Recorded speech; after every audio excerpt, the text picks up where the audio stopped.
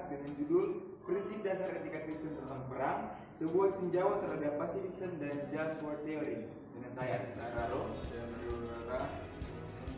Saya Ida, saya Vera Poluan, dan saya Dewi Sambuaga. Enjoy the video.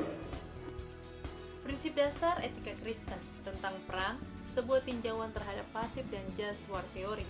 Sebagai orang Kristen yang lekat dengan prinsip kasih, tentu kita bukanlah orang-orang yang terpanggil untuk mengobarkan semangat perang. Namun demikian, di tengah dunia yang sudah jatuh ke dalam dosa, di mana kekerasan merupakan isu moral yang tidak pernah dapat dihindari, seringkali kita harus mengakui bahwa perang atau penggunaan kekerasan demi alasan kemanusiaan dengan segala etika yang terkandung di dalamnya adalah pilihan yang harus kita pertimbangkan. Pasif, posisi ini berangkat dari suatu kesadaran akan adanya pertentangan yang tajam antara penggunaan kekerasan dalam Perjanjian Lama dan Perjanjian Baru. Kita dapat membacanya misalnya tentang hukum perang di Ulangan 20. Etika Perjanjian Baru jelas mengajarkan prinsip pasif. Panggilan perang dan penggunaan kekerasan, apapun alasannya, adalah hal yang sepenuhnya bertentangan dengan panggilan sebagai murid Kristus. Etika Perjanjian Lama yang menekankan perang, penggunaan kekerasan, dan pembalasan sekarang telah diganti oleh mode hamba yang menderita yang telah dicontoh oleh Yesus Kristus sendiri. Strategi pasif jelas mengandung resiko dan bahaya. Di suatu pihak dengan hidup berbeda secara radikal dari dunia, umat Kristen harus selalu siap untuk terus menjadi kelompok marginal. War teori, Agustin umumnya dipandang sebagai pemikir Kristen pertama yang mencetus ide just war theory, teori tentang adanya perang yang dapat dibenarkan. Bagi Agustinus, sebuah perang dapat dibenarkan jikalau memenuhi 3 kriteria berikut. Pertama, dilaksanakan oleh penguasa yang sah. Alasan yang dapat dibenarkan. Kedua, dan yang ketiga adalah motivasi yang benar. Kemudian, tinjauan secara hermeneutik dan teologis. Tinjauan teologis ini lebih difokuskan atau dapat difokuskan kepada 2 kategori permasalahan, yaitu permasalahan hermeneutik, hubungan antar Perjanjian Lama dan Perjanjian Baru, serta permasalahan teologis antara kasih dan keadilan. Kemudian pendekatan hermeneutik, problema relasi dalam Perjanjian Lama dan Perjanjian Baru yang dimaksud kontinuitas, bukan dalam arti menggantikan atau memperbarui untuk meniadakan yang lama, tetapi kontinuitas ini dalam pengertian melihat Perjanjian Lama dan Perjanjian Baru sebagai suatu kesatuan pewahyuan Allah yang bersifat progresif. Keduanya sama-sama berbicara tentang Kristus, tetapi dalam bentuk, wujud, atau cara, metode yang berbeda. Dan kemudian kebenaran prinsip hermeneutik di atas dapat kita lihat melalui kata-kata Tuhan Yesus sendiri. Kalau kita bisa melihat dalam Matius pasalnya yang kelima, ayat 17 sampai yang ke-20. Ia menyatakan 3 macam sikap terhadap hukum Taurat sebagai akibat dari kedatangannya. Di ayat yang ke-18, Tuhan Yesus mengatakan, Selama belum lenyap langit dan bumi ini, dan belum semuanya terjadi atau tergenapi, 1 iota atau 1 titik pun tidak akan ditiadakan dari hukum Taurat. Sikap yang ketiga terhadap hukum Taurat sebagai akibat kedatangan Kristus adalah hidup keagamaan yang lebih tinggi daripada ahli-ahli Taurat atau orang-orang Farisi. Di dalam Matius pasalnya yang kelima ayat 20. John Wood memberikan 5 perspektif tentang hubungan antara Allah dengan perang di dalam Perjanjian Lama. Dalam Perjanjian Lama, perang ini bersifat revelatory, artinya bukan perang itu sendiri yang menjadi berita utama para penulis Perjanjian Lama. Perang di Perjanjian Lama senantiasa berkaitan dengan konsep kosmologi dunia kuno, di mana orang-orang pada zaman itu selalu khawatir terhadap timbulnya chaos, yaitu suatu kehancuran atau ketidakharmonisan di dalam tatanan dunia ciptaan.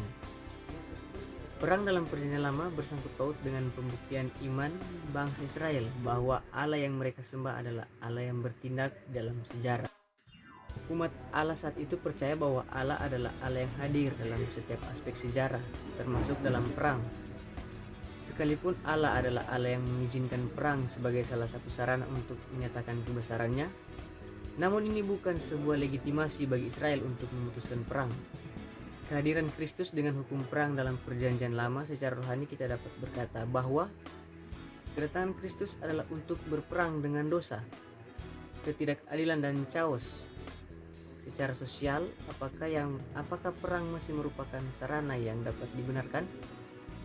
Nah, di sini ada indikasi yang kuat dalam Perjanjian Baru bahwa perang tetap merupakan sarana sosial yang dapat dipakai untuk berurusan dengan dosa, ketidakadilan dan kekacauan. Yang pertama, melalui wewenang yang Allah titipkan kepada pemerintah. Dalam Roma 13 ayat 1 dan sampai 17 dan Amsal pasal 8 ayat 15 sampai 16. Kemudian dalam Yeremia pasal 27 ayat 6 sampai 12. Kelompok kedua, walaupun tidak menyangkali proklamasi kasih Kristus sebagai panggilan utama, namun dalam dunia yang sudah jatuh dalam dosa, pemahaman secara teologis terhadap hubungan antara kasih dan keadilan Allah akan memberikan kita satu lagi prinsip dalam etika Kristen dalam mengevaluasi dan dengan paham pasifisme dan Joshua teori. Kemudian kedua, melalui penerimaan jabatan prajurit dalam komunitas orang-orang percaya dalam Matius pasalnya yang ke-8 ayat 5 sampai ke-13, dan kemudian dalam Injil Lukas pasal 3 ayat 12 sampai 14, dan ayat yang terakhir dalam penerimaan jabatan prajurit dalam komunitas orang-orang percaya dalam Kisah Para Rasul 10 ayatnya yang ke-22.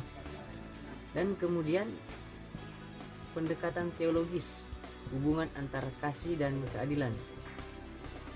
Perdebatan antara pasifisme dan Joshua theory juga berkisar di sekitar kategori hubungan antara kasih dan keadilan kelompok pertama, yang percaya bahwa panggilan untuk murid-murid Kristus adalah untuk menyatakan kasih karunia secara radikal dengan menolak segala bentuk kekerasan apapun alasannya, bahkan termasuk konsistensi jabatan. Kelompok kedua, walaupun tidak menyangkali proklamasi kasih Kristus sebagai panggilan utama, namun dalam dunia yang sudah jatuh dalam dosa, pemahaman secara teologis terhadap hubungan antara kasih dan keadilan Allah akan memberikan kita satu lagi prinsip dalam etika Kristen dalam mengevaluasi dan dengan paham pasifisme dan Joshua teori. Kemudian Henry Stopp adalah salah satu teolog menyatakan bahwa salah satu tulisannya mencoba memetakan hubungan antara kasih dan keadilan ke dalam 3 kategori.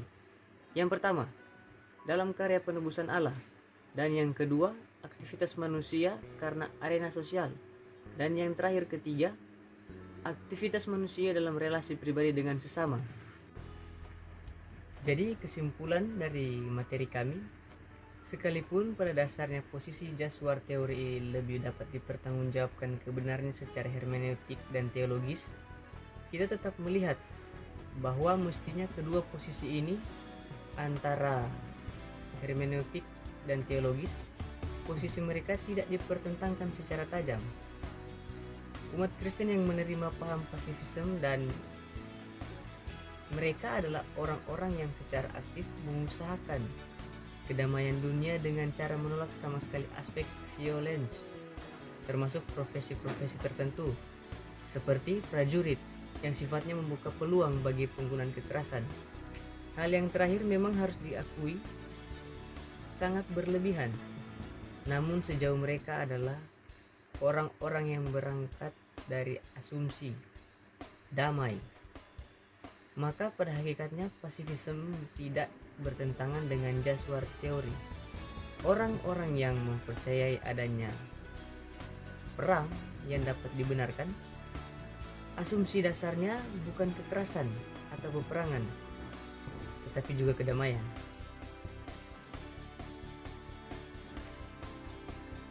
Ini yang menjadi kesimpulan dari materi kelompok kami. Tuhan Yesus memberkati.